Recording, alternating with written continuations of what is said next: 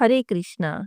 आप सभी को सावन महीने की पुत्रदा एकादशी की बहुत बहुत शुभकामनाएं। भगवान लक्ष्मी नारायण आप सभी की मनोकामना पूरी करें। आज इस वीडियो में हम पुत्रदा एकादशी व्रत कथा सुनेंगे। बोलिए विष्णु भगवान की जय हो। एकादशियों के महात्म्य का आनंद लेते हुए अर्जुन ने कहा, हे प्रभु, ये कल्याणकारी और महापुण्यदायी कथाएं सुनकर मेरे आनंद की सीमा नहीं है और मेरी जिज्ञासा अब बढ़ती ही जा रही है।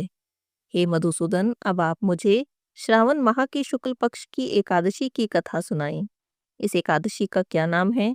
इस एकादशी का व्रत कैसे किया जाता है और किस देवता का पूजन होता है?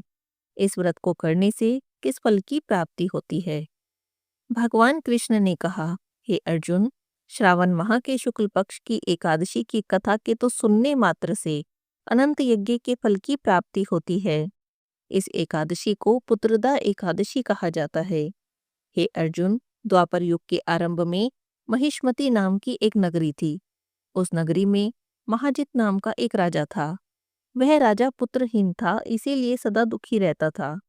उसे वह राज्य, सुख, वैभव सभी कुछ बहुत कष्टदायक प्रतीत होता था, क्योंकि पुत्र के बिना मनुष्य को इहलोक और परलोक दोनों में ही सुख नहीं मिलता। राजा ने पुत्र प्राप्ति के बहुत उपाय किए, किंतु उसका हर उपाय निष्फल रहा। जैसे जैसे राजा महाजित वृद्ध होते जा रहे थे, उनकी चिंता भी बढ़ती जा रही थी। एक दिन राजा ने अपनी सभा को संबोधित करते हुए कहा, ना तो मैंने अपने जीवन में कोई पाप किया है और ना ही अन्यायपूर्वक प्रजा से धन एकत्रित किया है। कभी प्रजा को कष्ट भी नहीं दिया, कभी देवता या ब्राह्मणों का निरादर भी नहीं किया। मैंने तो प्रजा का सदैव अपने पुत्र के समान पालन किया है, कभी किसी से ईर्ष्या भाव नहीं किया और सभी को एक समान समझा है। मेरे राज्य में कानून भी ऐसे नहीं जो प्रजा में अनावश्यक भय उत्पन्न करें। इस प्रकार धर्म पूर्वक राज्य करने पर भी मैं बहुत कष्ट भोग रहा हूँ। इसका क्या कारण है, मेरी तो समझ में नहीं आता। आप सभी इस पर विचार करें और क्या मैं अपने जीवन में इस कष्ट से मुक्त हो पाऊंगा? इसका कोई उपाय मुझे बताएं। राजा की ऐसी करुणापूर्ण बातें सुनकर उनके कष्ट के निवारण के लिए सभी मंत्री आदि वन में गए, ताकि वहां जाकर किसी ऋषि मुनि से राजा का दुख बता सकें और कोई समाधान प्राप्त कर सकें। वन में जाकर उन्होंने ऋषि मुनियों के दर्शन किए। उस वन में व्योवृद्ध और धर्म के ज्ञाता महर्षि लोमश भी रहते थे। तब वे सभी जन महर्षि लोमश के पास गए। उन सभी ने महर्षि लोमश को दंडवत प्रणाम किया और उनके सामने बैठ गए। महर्षि के दर्शन से सभी को बड़ी प्रसन्नता हुई। सभी ने महर्षि लोमश से प्रार्थना की, हे देव, हमारे अहोभाग्य हैं जो हमें आपके दर्शन हुए।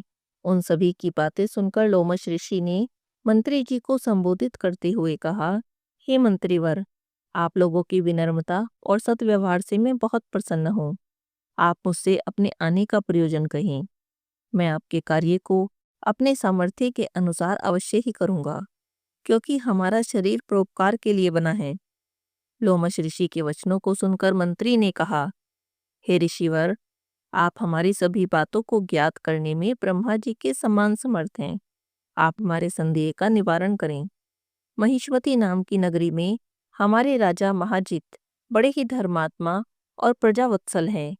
वे अपनी प्रजा का पुत्र के समान धर्म के अनुसार पालन करते हैं, लेकिन फिर भी उनके कोई संतान नहीं, वे पुत्रहीन हैं। हे महामुनि, वे बहुत दुखी रहते हैं। हम उनकी प्रजा हैं और हम भी उनके दुख से आहत हो रहे हैं, क्योंकि प्रजा का कर्तव्य है कि राजा के सुख में सुख और दुख में दुख माने।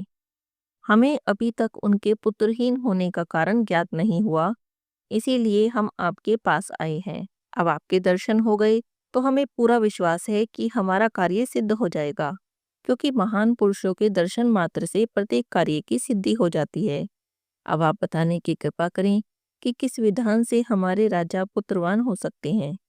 हे ऋषिवर, यह आपका हम पर और हमारे राज्य की प्रजा पर बड़ा ही उपकार होगा।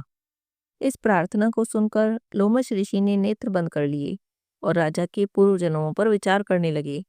कुछ देर के बाद उन्होंने विचार करके कहा, हे भद्रजनों, यह राजा पूर्व जन्म में बहुत उद्दंड था और पाप कर्म करता था।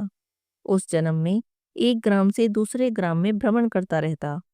एक समय की बात है, जेठ माह के शुक्ल पक्ष की एकादशी का दिन था।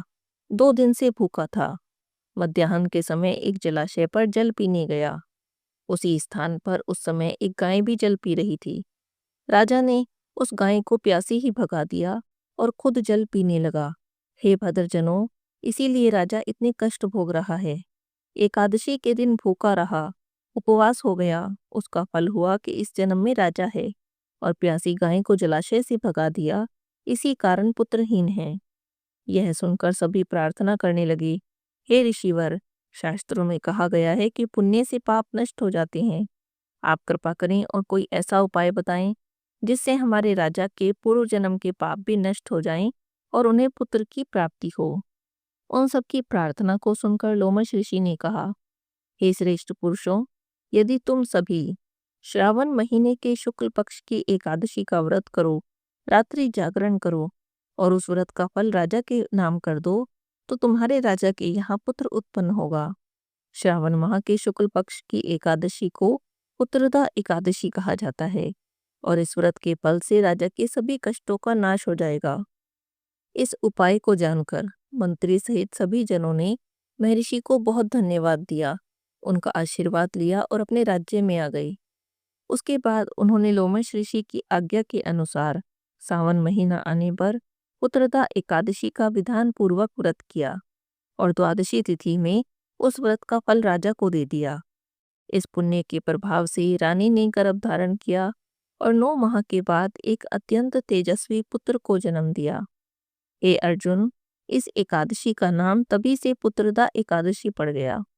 पुत्र की इच्छा रखने वाले मनुष्य को विधान पूर्वक श्रावण माह के शुक्ल पक्ष की एकादशी का व्रत करना चाहिए।